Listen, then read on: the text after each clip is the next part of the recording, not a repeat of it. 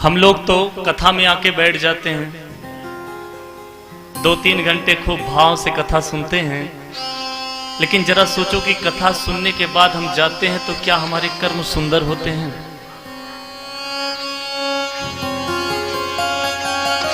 तो भगवान की कथा सुनो या भगवान की पूजा करो, लेकिन जरा ये मन में विचार रखो कि पूजा करने के पहले और पूजा करने के बाद हम क्या करते हैं।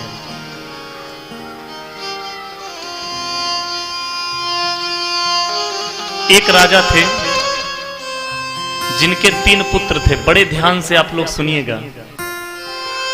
एक राजा साहब थे जिनके 3 पुत्र थे और तीनों एक समान, बल में, बुद्धि में, तीनों प्रिय हैं राजा को।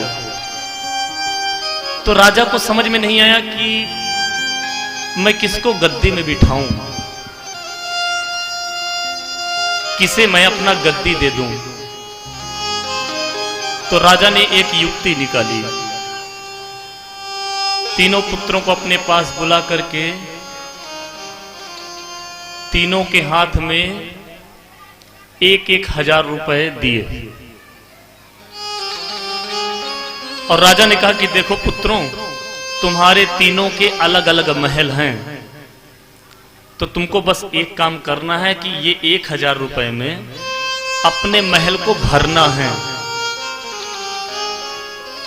अब किससे भरना है वो तुम जानो, पर 1000 में पूरे महल को भर देना है और जो मेरा काम करेगा उसी को मैं गद्दी पे बिठाऊंगा।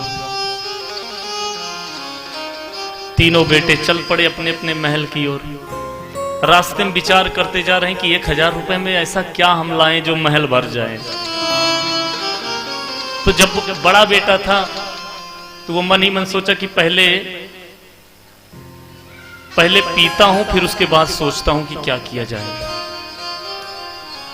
तो बोतल खोल के बैठ गया, सोचा कि पहले पी लूं फिर उसके बाद सोचता हूं। और पीने के बाद कौन सोच पाया है? सोचना हो तो पीने से पहले सोच लो, फिर तो घर वाले सोचते हैं तुम्हारे पीने के बारे में।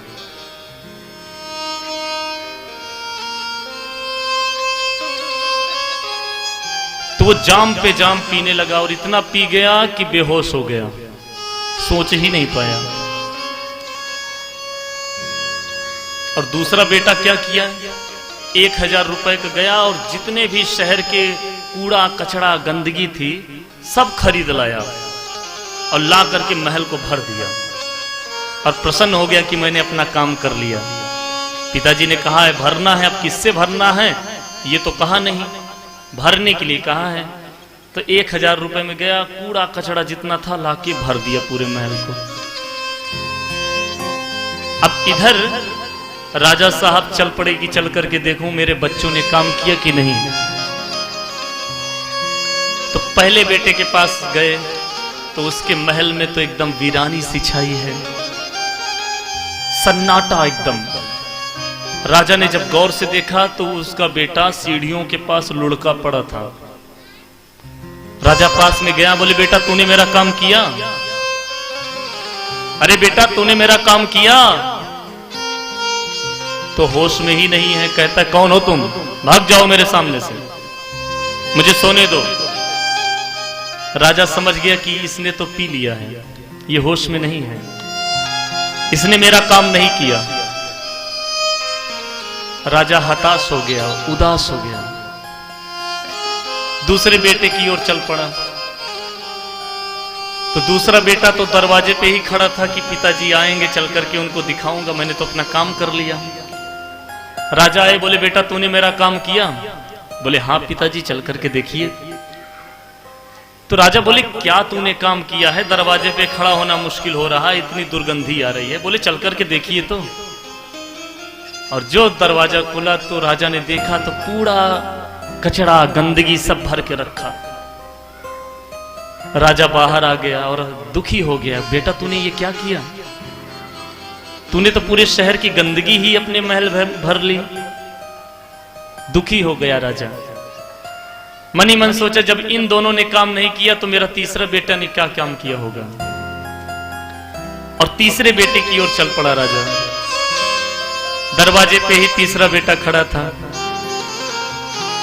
बोले बेटा तूने मेरा काम किया? बोले हाँ पिताजी, चल करके देखिए।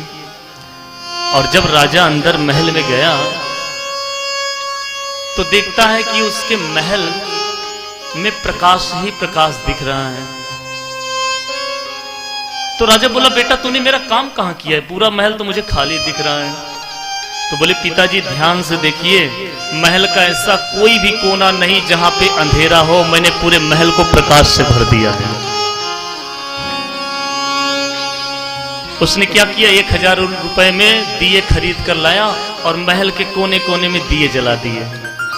बोले पिताजी ध्यान से देखिए, महल का ऐसा कोई भी कोना नहीं जहां पे अंधेरा हो, मैंने पूरे महल को प्रकाश से भर दिया है। राजा प्रसन्न हो गया, बोले वाह बेटा, तूने तो दिल जीत लिया मेरा। अब ये कहानी हमको लगी है, लेकिन वास्तविकता क्या है? ये राजा कौन है? ये राजा है परमात्मा, और ये बेटे कोई और नहीं, हम सब जीव ही उनके बेटे हैं। उन्होंने हमको सुंदर महल दे दिया, ये मानव शरीर महल दे दिया, बोले इसको भरो। तो किसी के महल में तो वीरानी छाई है। आजकल इतने इतने नशे हो गए हैं कि नशे में इस महल को बर्बाद कर दिया। इस मानो तो उनको पाना ना पाना सब बेकार, वीरानी सी छाई है। और किसी ने तो इस महल को भरा, लेकिन संसार की दुर्वासनाओं से भरा। ईर्ष्या, छल, कपट, द्वेष, झूठ,